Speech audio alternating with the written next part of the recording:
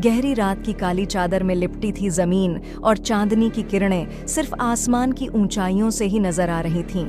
एक सुनसान गांव ने अपनी रात की शांति में लिपटे हुए थे जब एक काली रात में अजीब सी घटना घटित होने वाली थी। गांव के किनारे के एक वृक्ष के नीचे एक पुराने मंदिर था। उस मंदिर के चारों ओर अंधकार छाया हुआ था, जैसे कि कोई अदृश्य शक्ति वहां मौजूद थी। रोज गांव वाले इसे नजरअंदाज करते थे क्योंकि कहा जाता था कि उस मंदिर में रात को कुछ अजीब घटनाएं होती थीं। गांव का एक युवक नामक आरजू ने अपने दोस्तों के साथ मिलकर तय किया कि उन्हें वहां कुछ जानकारी हासिल करनी है। वे अपनी पहली कड़ियों की तरफ बढ़े और रात के अंधेरे में मंदिर की ओर बढ़ते हुए अचानक अदृश्य आवाज सुने। आरजू, आरजू। वह आवाज बुलंदी से कह रही थी, लेकिन वह कहां से आ रही थी यह कोई नहीं जानता था। आरजू और उसके दोस्त घबरा गए, परंतु उन्होंने अपनी हिम्मत नहीं हारी। मंदिर के दरवाजे को धीरे से खोलते हुए वे अंधेरे में प्रवेश किए। एक अजीब सी रोशनी उन्हें एक छोटे से कमरे की ओर बुला रही थी।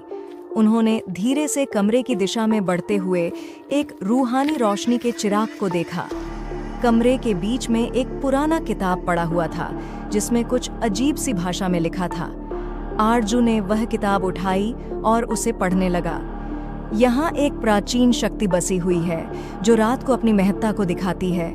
जो भी उसके सामने आता है उसे वह अपने सामंजस्यपूर्ण तांत्रिक शक्तियों से निगल लेती है, कहकर आरजू ने अपने दोस्तों से कहा।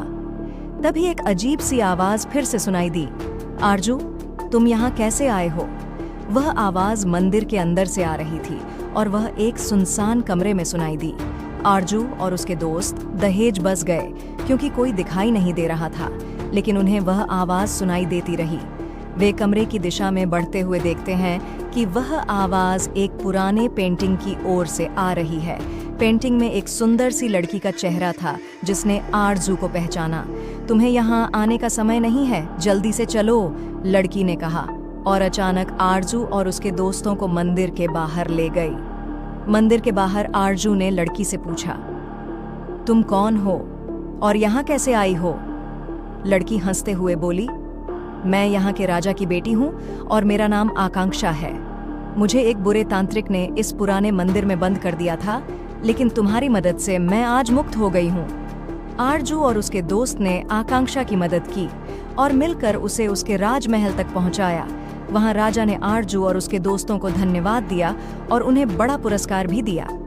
इसके बाद से गांव वाले उस मंदिर की बातें बस मिथकों में ही समझने लगे और रात की काली चादर ने फिर से गांव को शांति से लिपटा दिया।